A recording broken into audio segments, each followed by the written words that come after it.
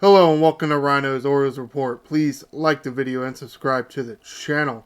Well, after the back-to-back sweeps of the Chicago White Sox and Seattle Mariners, we were all kind of hoping at least that the Baltimore Orioles could go into Sacramento and at least win the series against the Athletics. Well, that didn't happen. What exactly was it? Defense didn't play that well over the weekend series. Bats went a little quiet the last game. Some of that being on the road, being on the West Coast, playing in a minor league ballpark.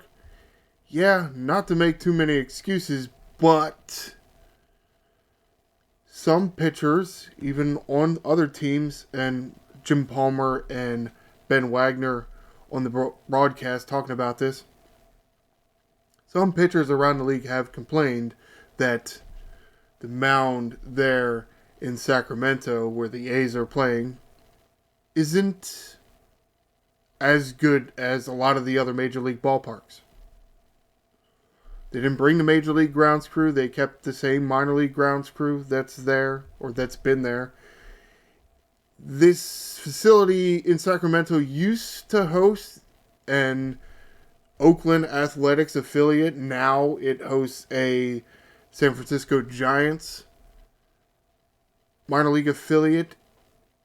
And because of that, not only is the mound allegedly a little different, but the warning track is different. The warning track is much bigger because that's how, I don't know where the Giants play anymore. I think it was PNC Park. I don't know what it is now. Is it T-Mobile Stadium or something out there in San Francisco? It's bigger, so it's suited to fit the parent major league team. Did that affect Dylan Carlson and whether he could catch a fly ball on a warning track? He's busy feeling for the wall because he thinks the wall's coming up soon. You got a bigger warning track, so you had a little bit more room. Could he have made the catch? Yes, absolutely. Should he have made the catch? Yeah, sure. Is it harder when you're looking up trying to track the baseball and have no idea where the wall is? Yeah, because you saw one of those, the A's center fielder, Friday night? Dead sprint running for this ball that would have hit, we'll say halfway up the wall in left center field. He catches it, complete disregard for his body because he smashed right into that wall. And no, he did not finish the game. He did come back Sunday though, however, so he is fine-ish. So you can see him on MasterSports.com. Let's get to game one. Baltimore Orioles 4. Athletics 5. You can see there is no city tied to the name. They're going to be in Sacramento for, I think the plan is 2 more seasons and then be Las Vegas. Go to Las Vegas. Why it's not happening sooner, I don't know. It's weird. Jackson Holiday, 3 hits and an RBI. Rutschman Ofer did walk once. Ramon Laureano back with the team. I'll get to the article that shows it, but Jordan Adams designated for assignment. Ramon Laureano, RBI and a walk in his first game back. Ryan O'Hearn started in right field, then moved to first base. Ofer. Ramon Arias, 2 hits. Cowser, 1 hit. Mayo with a hit and a walk. Oh my God. Wow. Holy shit. Looking to be more extended playing time for Kobe Mayo. Get to the bad news in the article at the end. Gunnar Henderson did get the start of the game off. Comes in a pinch hit for Kobe Mayo late. Ends up walking. And then Henderson in the third base, in the shortstop. And then Herr gets moved to first base. And at the same time, Kerstad down here, he was inserted at the game, so then he goes into the outfield. Bellamy so far. Dylan Carlson hit 2 RBIs, also walked twice. He's from the area, so good homecoming for him. Jorge Mateo got to start again. Gunnar Henderson getting a day off. Ofer. That's not the way to do with some of your rare playing time. And again, Kerstad pinch hitting late. As I said, he entered the game. Ofer with a strikeout, which... Okay. I mean, it was... No, he came in a... No, he pinch hit. I don't remember who he faced. Mayo, Kowser, Holiday, doubles. Carlson, Holiday, home runs. It's a shame they couldn't win that game. 3 doubles and 2 home runs and you lost? Ugh. That double was actually Mayo's first extra base hit. Arias with a fielding error. Thankfully, it actually didn't come up to bite us. Because you see, all the runs were earned. Dean Kramer getting the start in this game. Not the greatest start for him. And honestly, that was kind of the downfall of this whole series. The starting pitching did not fare well. Which is somewhat odd because usually we get a little bit better consistency out of Dean Kramer and Tomoyuki Sagano. Charlie Morton, yes, we haven't gotten good consistency. But lately we have. And if you hear people talking like the mound isn't that great, if your starting pitchers are having problems, maybe it's actually true. Though to a certain extent, home field advantage. So as long as it meets the regulations, it's fine. The Athletics play there a lot, so they're probably fine with the mound. I assume anyway. Dean Kramer only able to go 5 1/3 of an inning. Doesn't give up 8 hits, 5 runs, 1 walk, 2 strikeouts. Then needing... How did they get away with that? Did Cano really face 3 batters? He did. Remember what the hell happened in this 6th inning? And they didn't give up any runs. That's weird. I thought all the damage was done early. What the hell? Okay. Pop out. Kramer gets the pop out, and then he gives up a single, and then Cano comes in. Fielder's choice. Oh, that was the fielding error by Ramon Arias. So it hurt Cano in not being able to finish off the inning, but the run actually somehow just... They couldn't get it to come around. Even though they ended up loading the bases. So, fielder's choice. Again, fielding error, so you didn't get it out there. Then a strikeout. And then you gave up a single. And then you take out Cano for Lawrence Butler, leadoff hitter, lefty. So, Aiken in there. It's weird to see that. So, yeah, Cano only able to get 1 out in the 6th inning while giving up a hit. No runs, no walks, 1 strikeout. Again, that was where the error by Ramon Arias was. It didn't come back to bite him as in giving up a run, but couldn't. I mean, you had to use Aiken. Right? If Arias gets the out there, then you probably get out of the inning. You don't have to use Aiken, but it's not too big a deal because Aiken only threw 10 pitches.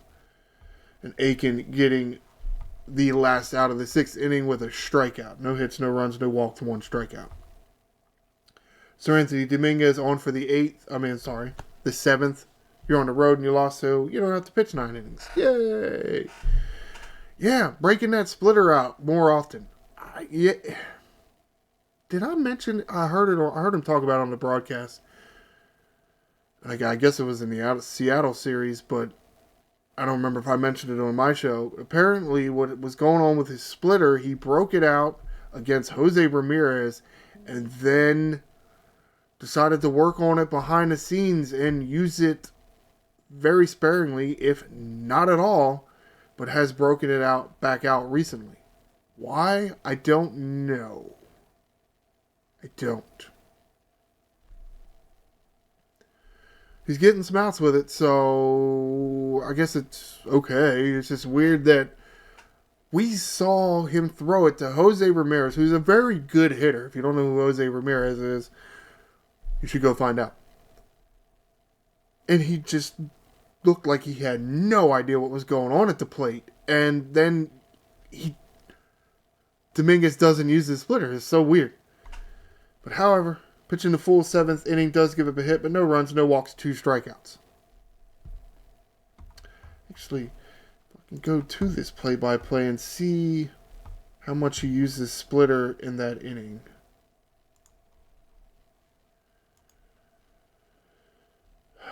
Sinker, nothing there. Splitter here, got a foul ball. Sinker, sinker, sinker. Four-seamer, fielder's choice. They don't know what that was. Curveball, splitter. Got the strikeout. Don't know what this ball was. It doesn't say what this ball was. Sinker, four-seam fastball. Don't know what that was. Dirt ball. Well, that was probably the splitter. And strikeout swinging. Does it have the location? Okay. We see 7's down here. That was the one that he struck out on. See how it's way down here? That was probably a splitter. Can't remember off the top of my head. But dirt ball and then strikeout swinging in about the same spot. Yeah, it was probably the splitter. So, I mean, it's weird. But some of the progressions and retooling and whatnot that may go on for a pitcher during the year. And it is possible. Well, for certain pitchers. For certain pitchers, it's not. Gregory Soto in for the 8th inning does give up a hit, but no runs, no walks, 2 strikeouts. So, I mean, bullpen kept you in this game. I mean, Mason Miller, the closer for the Athletics, is really good, and they went to him for an inning and 2/3. So, yeah, that kind of hurt the comeback a little bit. Get to game 2, Baltimore Orioles 7, Athletics 4. Holiday 0 but a walk. Rutschman 1 hit and walked once. Henderson 3 hits and an RBI. O'Hearn a hit and RBI. Ramon Laureano 3 hits and 3 RBIs. Colt Kauser 2 hits and an RBI. Roberto Rios 1 hit, also walked once. Carlson 0 for walking once. Maverick Hanley giving Adley Rutschman a day off behind the plate. 0 for 2 strikeouts. Ugh. I still don't like that. I mean, especially now with, I guess you really wouldn't want to put Mateo there, but I guess potential, and you wouldn't want to say put Mateo at shortstop and then DH Henderson, because then I'm sure you'd be like, oh, well, what if we want to put Henderson back out there at shortstop? I'm like, well, I don't know why you would do that, but all right. I would like to see somebody else go in there and DH. O'Hearn, Mayo, guy that plays the outfield that I hate because he can't play the outfield and he's not hitting. Heston Kjerstad, who he did play. He got 1 at bat in game 1 and nothing in game 2. That's not great. DH is a perfect spot for Kjerstad because if he's not that good of a defender and you think he's a masher, he's a perfect DH.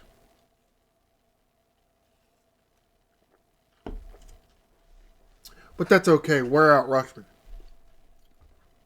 Idiots.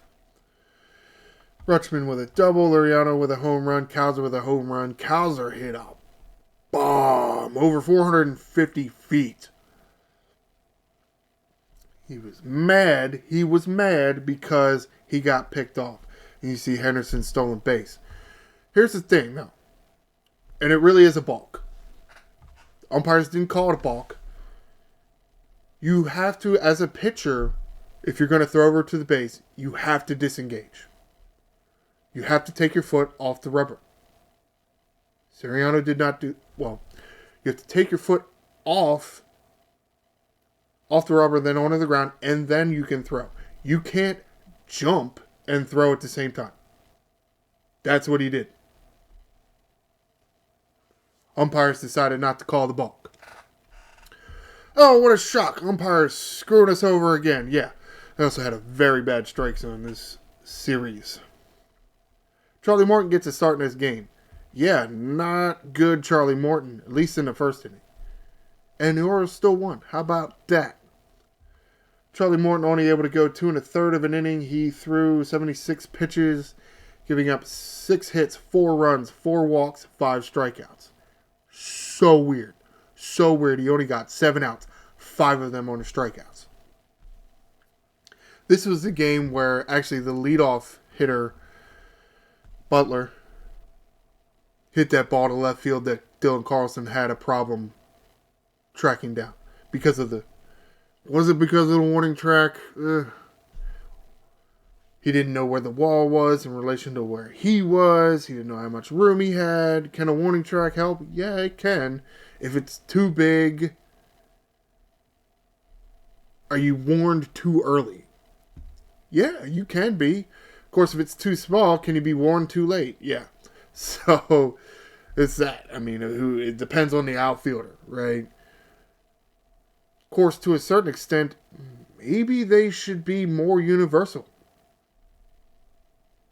Right? But, however, so to a certain extent, yes, it wasn't a great outing by Charlie Morton, but even bad Charlie Morton giving up 4 runs isn't really that bad. So, hopefully, we'll chalk it up due to, let's say, the poor mound, allegedly, and the warning track that's too big. Allegedly. Hopefully, we'll see more steps in the right direction the next time Morton pitches. Matt Bowman on in relief of Charlie Morton, so finishing off the third and then getting into the fifth. No hits, no runs, 2 walks, 2 strikeouts. Wow. All right. Well, that's how you do it. That's how you come in and slam the door. Thank you so much, Matt Bowman. Go back down to AAA. Because, yeah, spoiler alert, move to come. Keegan Aiken getting the final out in the 5th inning. So, that helped. Maybe if you hadn't had to use Keegan Aiken in the previous game, could he have pitched into the 6th? Could he have pitched the whole 6th? Maybe. Would that have helped you win anything? Maybe, maybe not. Keegan Aiken gets the final out of the 5th inning. Does give up a hit, but no runs, no walks, no strikeouts.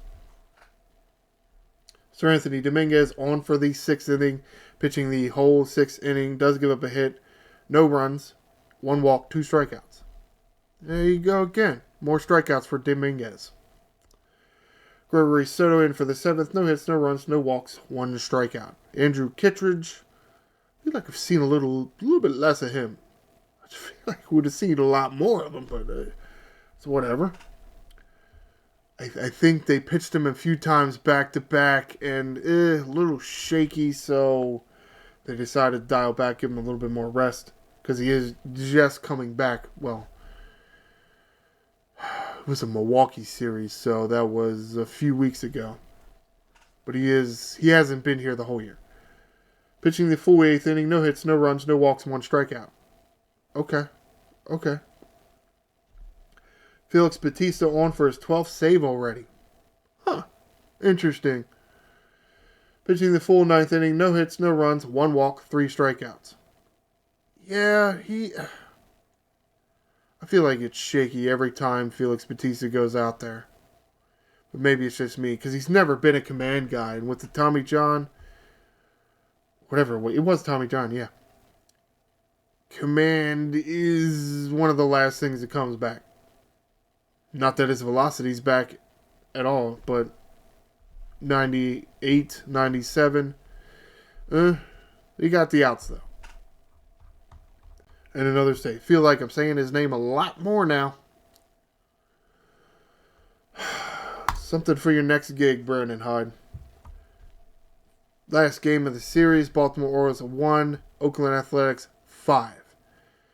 Yeah, this is one where the defense really let the pitching down. Tomoyuki Sugano, the disbenefit of that? Whatever the word is there. I know there's a word, I can't think of it. Holiday 1 hit, Rutschman a hit, 2 hits, and a walk. Henderson 1 hit, Ramon Laureano 0. Ramon Arias 1 hit, Kowser 1 hit, Mayo 1 hit, Rivera 0. Carlson 1 hit. I'm sorry, Rivera also walked. The only time he was on base. I guess I didn't realize that wasn't considered a run batted in, which is odd, but however, I guess because it was on a ground out. But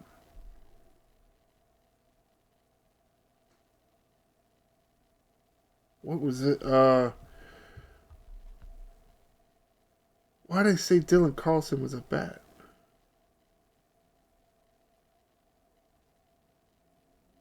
Yeah, I don't know. I'm just trying to remember what the hell happened. I thought it would.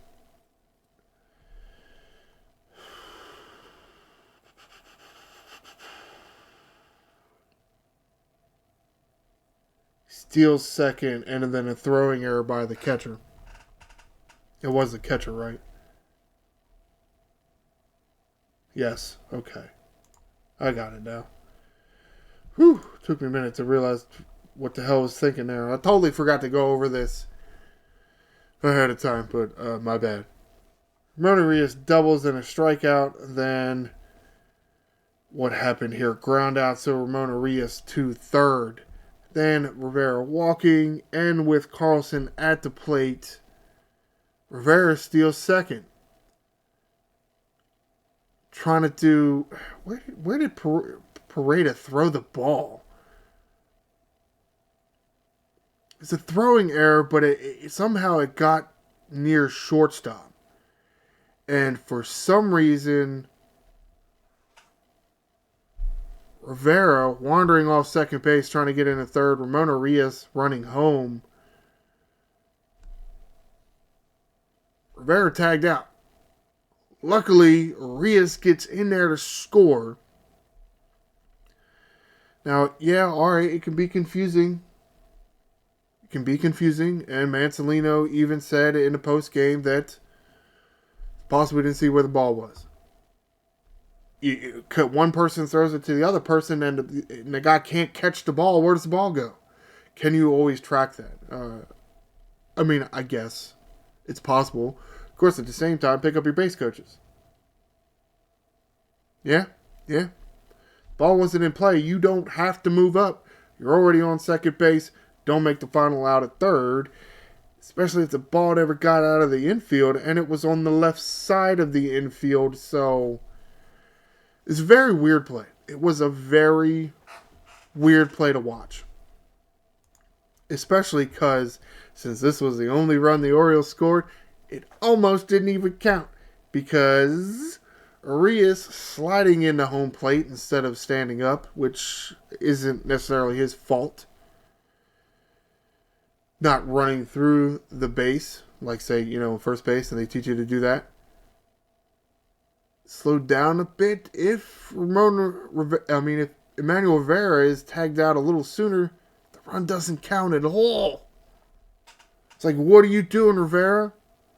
One, you ran us out of the inning, and two, you almost made that run not count.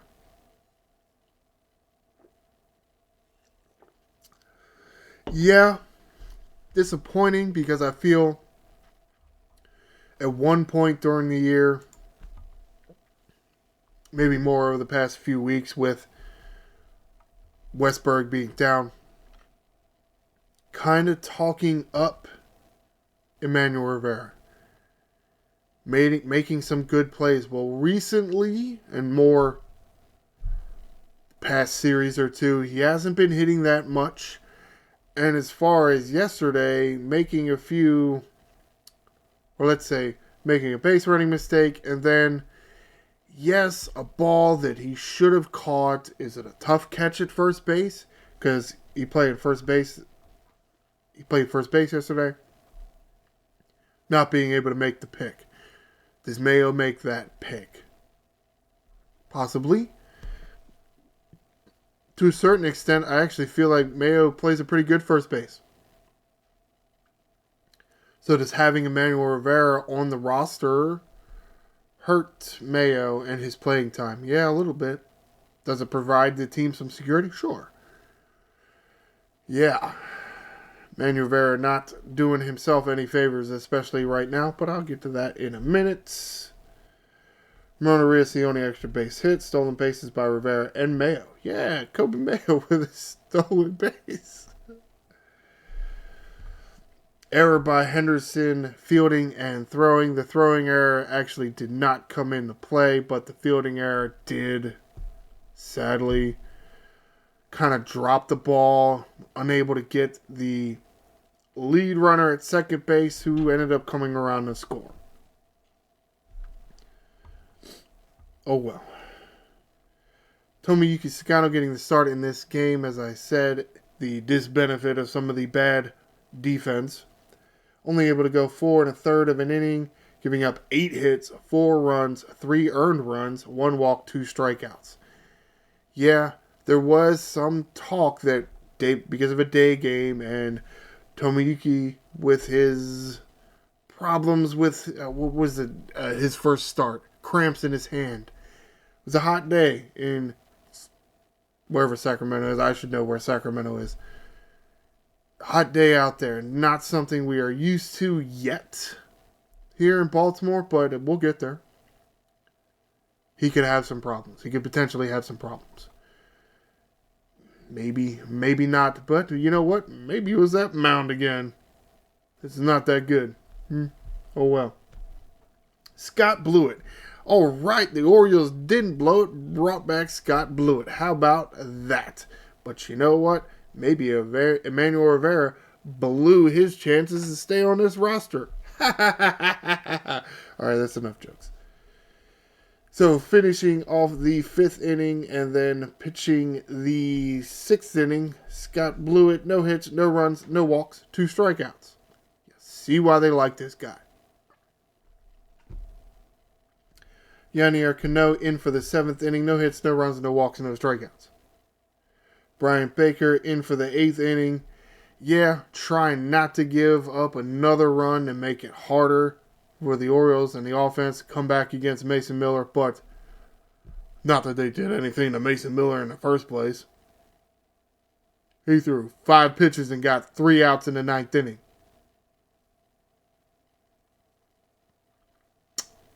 Yep. That's the way you do it. It's Brian Baker pitching the full 8th inning. Doesn't give up a hit, a run, but no walks and a strikeout. Yeah, not a good showing there. However, all right, let's get to some of these roster moves and some of these articles. This article here by Rock Kabatko reinstating Ramon Laureano from the injured list and designating Jordan Adams for assignment. Tough luck. Also mentioning that Orioles bringing back Scott Blewett.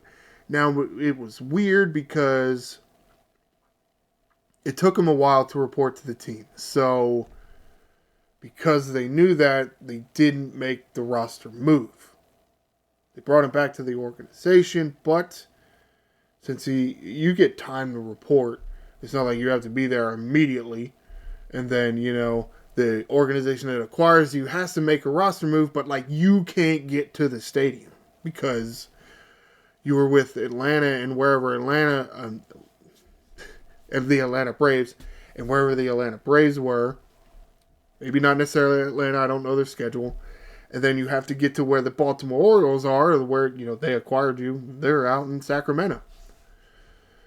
May take a while for you to get there. Also, you got to pack your stuff. So, there was no corresponding roster move yet. This article here by Rockabatko talking about Mountcastle and his time frame. As I mentioned, Mayo's getting a longer look here. Well, Mountcastle going to miss, 8 to 12 weeks is what Rock mentions in here with a grade 2 hamstring injury. That's disappointing. Especially because, hey, David Rubinstein would probably say, "We moved the walls in for you, Mountcastle, and you're gonna miss half the year." Yeah, so that puts the timetable, what, mid-August to mid-September for Mountcastle? That sucks. Well, but that does, I guess, allow you to keep either Emmanuel Rivera or Kobe Mayo, whereas if Mountcastle was here, when Westberg comes back, you'd have to get rid of, you wouldn't have either of them. Unless you would get rid of Mateo, which I don't think they're going to do that. So, that's the talk here. I'll get the news on Westberg in a minute. This article here by Rockabako talking about the move for Blewett, or the actual roster move. Blewett activated Matt Bowman after his nice performance at Saturday's game, designated for assignment. Wouldn't surprise me if the Braves come knocking. Yeah, we'll take Matt Bowman. Anything you can do, I can do better. Also, Rock is giving a few updates on some of the other guys in doing their rehab assignments, with Jordan Westberg, Tyler O'Neill, and Gary Sanchez getting really, really close. To a certain extent, it is expected that Jordan Westberg will be reactivated for Tuesday's game. Now, again, that's the discussion. Westberg's activated. Logically, it's between Emmanuel Rivera and Kobe Mayo, because where does Westberg play? Third base, second base, could probably play some first base and designated hitter. That's really what you have in Mayo and Emmanuel Rivera.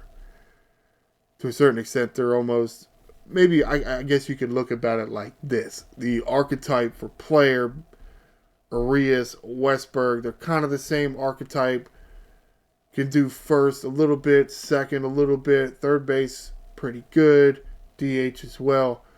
Manuel Rivera and Kobe Mayo, they're more on the corners, a little less range and mobility, so they can play second base.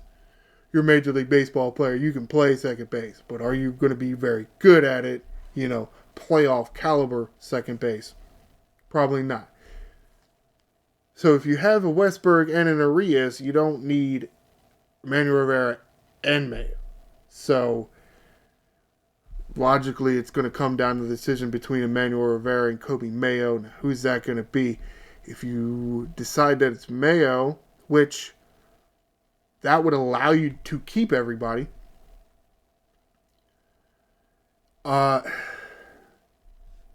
then you're sending Mayo down again, And to a certain extent, he's been in the minor leagues he was drafted in 2020? It's time for him to get a shot. And it's time for you as the Orioles organization to figure out if this guy can even play. He's not getting any playing time. So far, other than, let's say, the past week or so, he's been getting the Kyle Stowers treatment. Recently, over the past week, he's been getting the Heston Kjerstad treatment, which Rocket coins in. I don't know if it was this article, but one of the other articles, where you're getting almost too much playing time. Because Kyle Stowers didn't get any playing time. Heston Kjerstad has really been getting too much playing time. But, however, and to a certain extent, I don't know if it's something different or some of it's just luck, but I do feel that this round of Kobe Mayo looks a little better than the previous rounds. You really want to send him down again? But then again, Emmanuel Rivera doesn't have options. So, but again, it's something I said in previous videos of mine. This is hard decision time for Mike Elias now. Previous 3-4 years ago, when he started this rebuild, easy decisions, right? Because how many of them are going to come back to bite you? Because you can take a lot of chances. You can keep a lot of guys around and try to develop them because you're not trying to win. not the case anymore. So you got to try to put a winning club out there and develop reinforcements, because you're going to lose some guys to contracts and injuries. So hard decision time come tomorrow. And we're assuming they're going to wait till tomorrow because they got today off. This article here written by Brendan Mortensen talking about Mullins. Cedric Mullins taking live batting practice off of Brandon Young, which for me is twofold. One, because yes, Mullins had that hamstring injury and he's trying to come back, and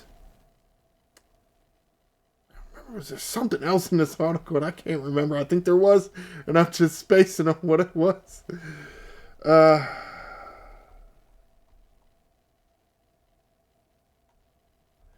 No, it was the Blewett thing.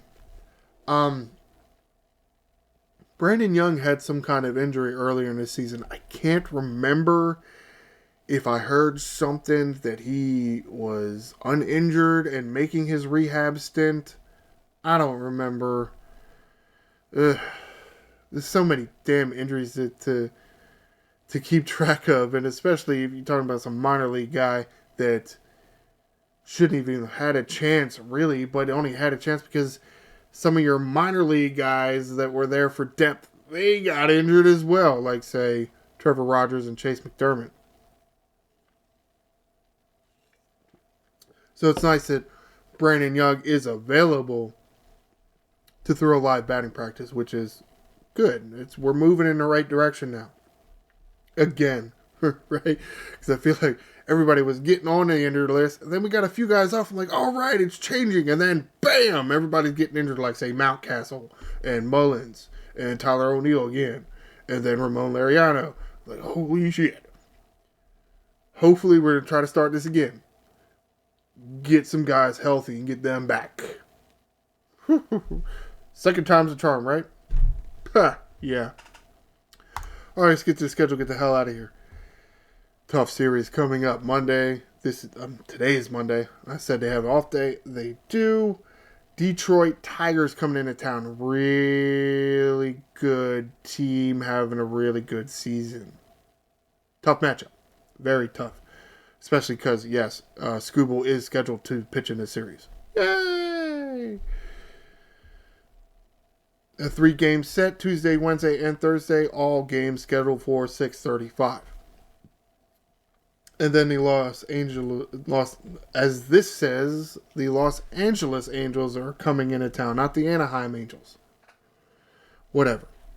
They're in Anaheim, but apparently it's something between the owner and the governor. Or was it the mayor? The mayor. Whatever. No off day between those series. So, well, that will do it for this edition of Ryno's Orioles Report. Friday before the Angels game. That's when the next episode will drop. Please stay tuned for that. And please like the video and subscribe to the channel. I am the Angry Ryno, and this is Birdland.